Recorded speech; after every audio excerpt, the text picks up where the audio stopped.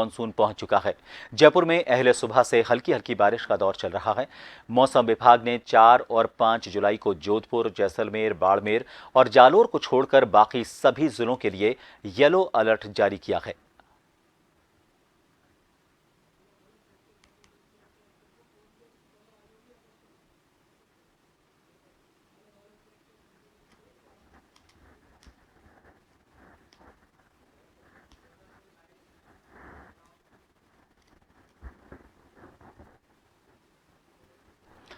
और फिलहाल मानसून के किस तरह के हालात हैं और मानसून में पहली बारिश के बाद प्रशासन ने किस तरह से वहां पर अपनी पोल खोल दी है, वो भी आपको बताएंगे। हमारे वरिष्ठ सहयोगी जयपुर से सुदर्शन सिंह शेखावत इस वक्त हमारे साथ लाइव जुड़ चुके हैं। सुदर्शन, मानसून की पहली बारिश, जाहिर तौर पर पहली बारिश का सभी को इंतजार रहता है क्योंकि गर्मी से सबसे पहले निजात दिलाने वाली ये पहली बारिश होती है। लेकिन इस बारिश के साथ कल रात की जो बारिश थी, उस बारिश ने जो हालात थे प्रदेश में, अगर हम प्रशासनिक व्यवस्थाओं की बात करें, हर बार यह कहा जाता है कि जो नाले हैं उनकी सफाई की जाएगी, वहां से कचरा निकाला जाएगा, लेकिन पहली ही इस बारिश ने पूरे शहर को एक तरह से कहा जा सकता है डुबो दिया। जिस जगह पर पहुंचने में लोगों को 10 मिनट लगते थे, करीब एक एक डेढ़ घंटे तक वो जाम में फंसे रहे।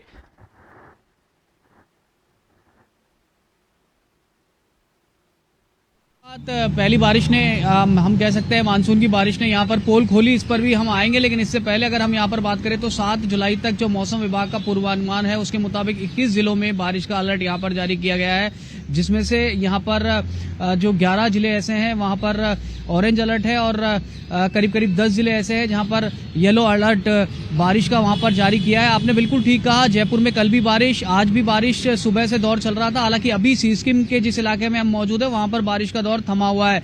लेकिन डॉक्टर प्रभात, अलवर की अगर हम बात करें, बहरोड में बिजली गिरने से एक युवती की वहां पर मौत हुई है, सीकर में पटरियां डूब गई है। और जयपुर में तो जिस तरीके से हमने हालात देखे थे, उसी सड़क पर जहां पर हम कल रात में खड़े थे, तिलक मार्ग सी स्कीम की वही सड़क है जो सचिवालय के पीछे का हिस्सा है और जहां से सूबे के मुख्यमंत्री भजनलाल शर्मा भी थोड़ी देर बाद यहां से गुजर के गए थे और उस समय भी यहां पर पानी भरा हुआ था। तो जो ड्रेनेज सिस्टम की पोल है वो पूरी तरीके से यहां पर खुलकर रह गई थी। हमने कल भी अपने दर्शकों को तस्वीरों के जरिए बिल्कुल लाइव ये चीज दिखाई थी और जो दावे किए जा रहे थे वो वहां पर कहीं ना कहीं उनकी हकीकत नजर आ गई थी। नारायण सिंह सर्किल की तस्वीरें देखी थी, जयपुर का ऐसा इलाका जहां पर रोजाना कितने ही राहगीर वहां से रोडवेज बस में बैठने के लिए आते हैं, लाखों लोग वहां से गुजरते हैं, लेकिन वहां पे सड़कें खुदी हुई थी और बारिश का पानी पड़ा तो लोगों को मालूम ही नहीं चला। खुदी हुई सड़कों पर लोग वहां पर गिरने लगे, वहां पर कई लोग चोटिल हुए। लोगों की जो दुपहिया वाहन चालक थे उनकी गाड़ियां सड़कों पे बंद हो गई, लोग पैदल जाने को मजबूर हुए तो पैदल नहीं चल पाए, इतना पानी भर गया। रेलवे स्टेशन की तस्वीरें हमने देखी थी जहां पर चौपहिया वाहन, दुपहिया वाहन, तमाम जो वाहन थे वो वहां पर फंसे हुए थे। तो ये इस तरह की जो तस्वीरें थी ये वहां पर सामने आई और जो मीडिया ने भी इसको रिपोर्ट किया। लगातार सवाल भी उठे कि आखिर फिर शहरी विकास जो मंत्रालय है उसका क्या काम यहाँ पर रह जाता है। इतने मोटे जो बड़े अधिकारी लगाए जाते हैं, जो आईएएस स्तर के अधिकारी लगाए जाते हैं, फिर नीचे अधिकारी होते हैं, आखिर उनका क्या काम है अगर वो एक बारिश में ही इस तरह की तस्वीरें जयपुर में देखने को मिल रही है। और दूसरी जगहों की भी अगर हम बात करें तो वहां से भी जो तस्वीरें वो कोई बहुत ज्यादा सुखद नहीं है। देखिए डॉक्टर प्रभात, जो लगातार हम यहाँ पर कहते हैं कि राजस्थान रेगिस्तानी प्रदेश है जहाँ पर बारिश किसी उत्सव से कम नहीं होता, तो लोग बहुत खुश होते हैं। एक एक बूंद की कीमत पहचानता है राजस्थान का बाशिंदा क्योंकि वो रेगिस्तान में रहता है। लेकिन बावजूद इसके जब प्रशासनिक लापरवाही, सरकारी लापरवाहियां इस तरह की सामने आती है तो यहाँ पर जरूर सवाल भी उठते हैं और लोग जो है वो गुस्सा भी होते हैं और दुख भी उनको होता है। जी बिल्कुल सुदर्शन, आपने सही कहा। देखिए जयपुर में तो एक व्यक्ति की मौत तक हुई है। बारिश में बाइक से वो जा रहा था, 2 लोग बैठे हुए थे, करंट लगा, उससे उसकी मौत हो गई क्योंकि तार खुले पड़े रहते हैं। पुराने, खास तौर पर हम पुराने जयपुर की बात करें, देखिए नए जयपुर में जब इस तरह के हालात हैं जहां पर नए तरीके से, नई व्यवस्थाओं के हिसाब से, पूरी आधुनिक तरीकों से क्या नक्शे होने चाहिए, ड्रेनेज सिस्टम पूरा है या नहीं है, सीवरेज की अलग से व्यवस्था है नहीं है, उन सबको ध्यान में रखते हुए नए जयपुर को बसाया गया। वहां पर इस तरह के हालात हैं।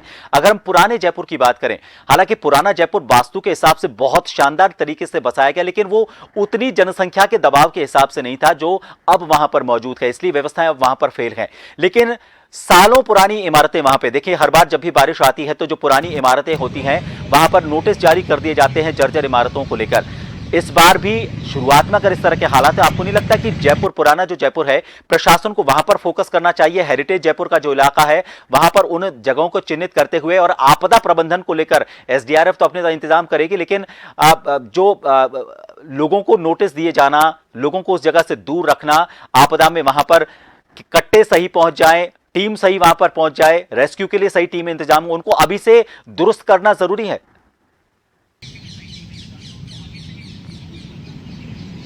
बिल्कुल डॉक्टर प्रभात, और अगर हम जयपुर में, अगर हम नए जयपुर की यहाँ पर बात करें तो वहां से भी इस तरह की तस्वीरें जब देखने को सामने आ रही है तो आप समझ सकते हैं कि जो पुराना शहर है उसका आलम क्या होगा। ये भी एक बिल्कुल ठीक बात है कि बसावट उसकी इस तरीके से है कि वहां पर पानी नहीं ठहरता।